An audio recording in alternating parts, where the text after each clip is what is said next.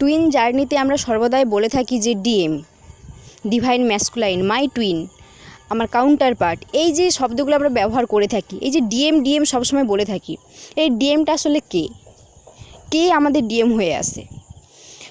আমাদের যে থ্রোট চক্র আছে, এই থ্রোট চক্র পর্যন্ত আমাদের সোল লেভেল, অর্থাৎ এই থ্রোট চক্রেই আমাদের দুটো সোল, যে স্প্লিট হয়ে যাওয়া সোল এখানে মিট করে বলতে এই থ্রোট চক্রে আমরা আমাদের ডিএমের প্রেজেন্সকে বুঝতে পারি, আর ডিএফের উপস্থিতিকে বুঝতে পারে, অনুভব করতে পারে।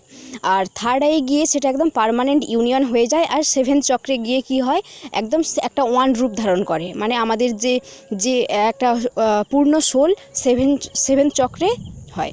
এই যে আমরা সবসময় বলছি ডিএম, এই ডিএমটা আসলে কে? স্পেশালি ডিএফদের জন্য বলছি, ফিমেল টুইনদের জন্য বলছি। ছোট থেকে ফিমেল টুইনেরা বা ডিএফেরা যে গড বা যে দেব বা দেবীকে পুজো করে, যদি কেউ দেবতাকে পুজো করে তাহলে সেই দেবতাই তার ডিএম হয়ে আসে। আর ওই দেবতার যে অর্ধাঙ্গিনী, সেই এনার্জিটা ওই ডিএফের মধ্যে এন্টার করে। আবার কোনো ফিমেল টুইন যদি তার কোনো দেবীকে পুজো করে, ওই দেবীর এনার্জি ওর মধ্যে এন্টার করে। আর সেই সাথে সাথে ওই দেবীর যে কাউন্টার পার্ট, অর্থাৎ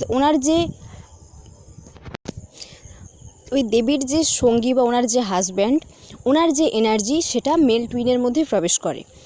তাই আমরা এটাই বলতে পারি, বা এটাই সত্যি, যে কোনো ফিমেল টুইন ছোট থেকে যে দেব বা দেবীকে পুজো করে, সেই দেবতাকেই তার কাউন্টার পার্ট হিসেবে পায়।